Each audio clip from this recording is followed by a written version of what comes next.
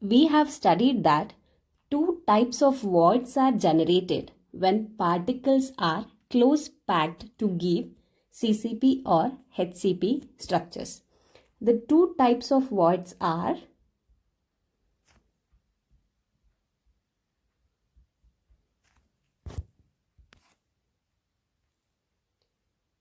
one is the tetrahedral void, the other is octahedral voids.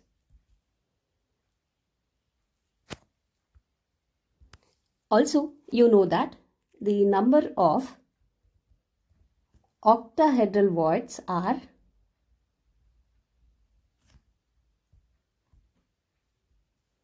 equal to the number of close packed particles.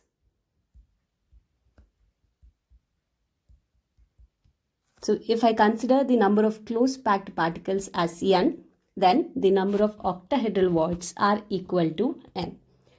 Also, the number of tetrahedral voids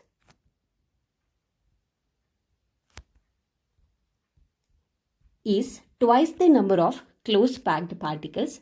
So I can write that tetrahedral voids are equal to 2n.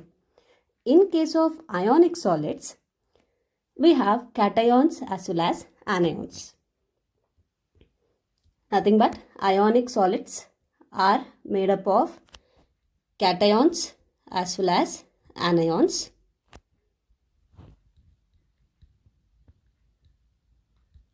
These anions, which are bigger in size compared to that of cations, they form close packed structures, means they occupy the lattice sites.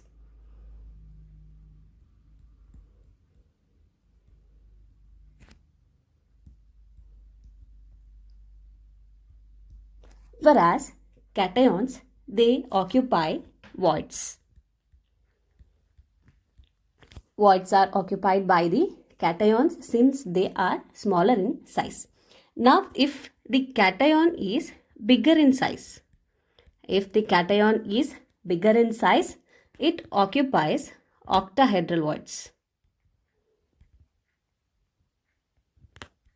Whereas, if the cation is smaller in size, then it occupies tetrahedral voids. So in case of ionic solids, anions occupy close packed structures and cations occupies the voids.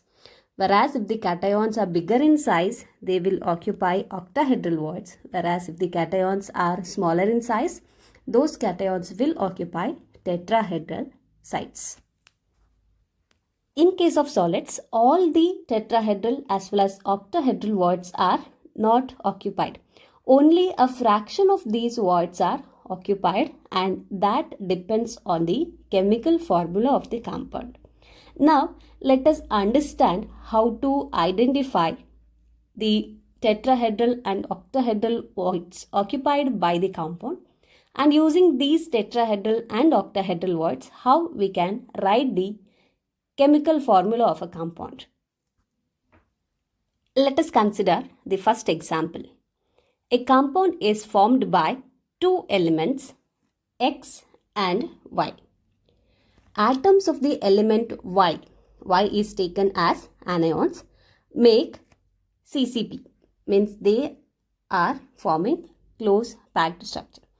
And those of the elements X, which are the cations, they occupy all the octahedral voids. All the octahedral voids are occupied by element X. What is the formula of the compound? They have given that element Y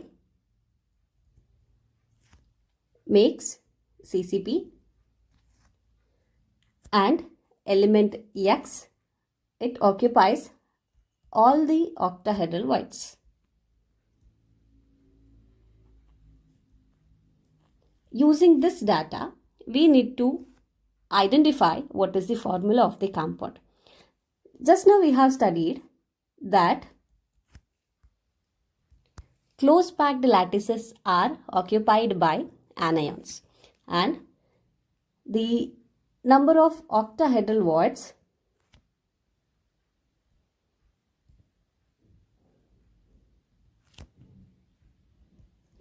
is nothing but it is equal to the number of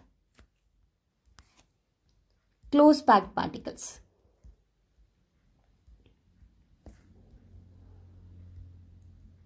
So here the number of close packed particle is nothing but it is equal to the number of elements of Y, and the number of octahedral voids is nothing but all the octahedral voids are occupied by element X.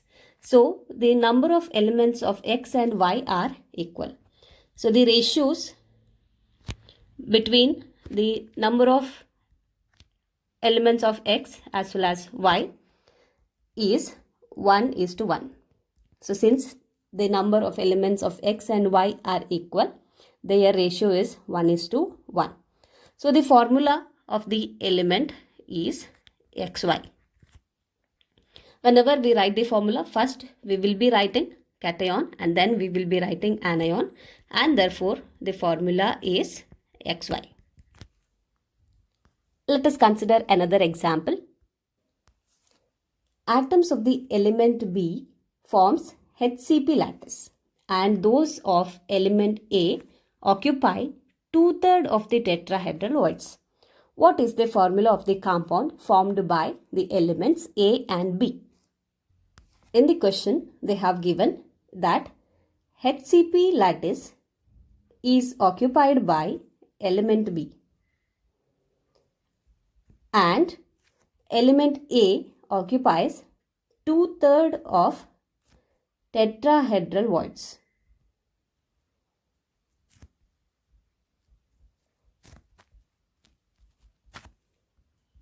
We know that number of tetrahedral voids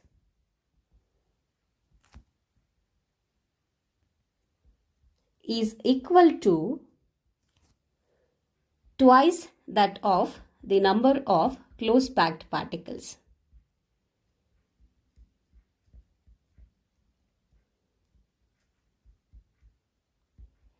And here they have given that the close packed lattice, that is HCP lattices, are occupied by element B.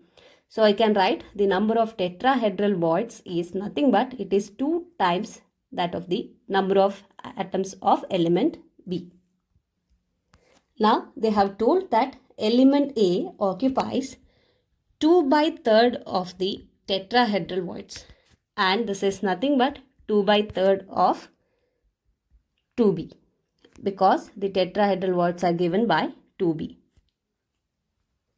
Now let us take the ratio of atoms of elements A to atom B. So A is 2/3 into 2 times of B.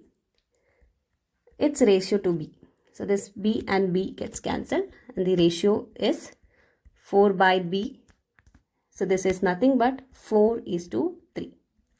So therefore formula of the compound is A4B3. So this is how we can find out the formula for the compound that is required. So just by knowing the tetrahedral and octahedral voids, we can write the formula of the compound that is required.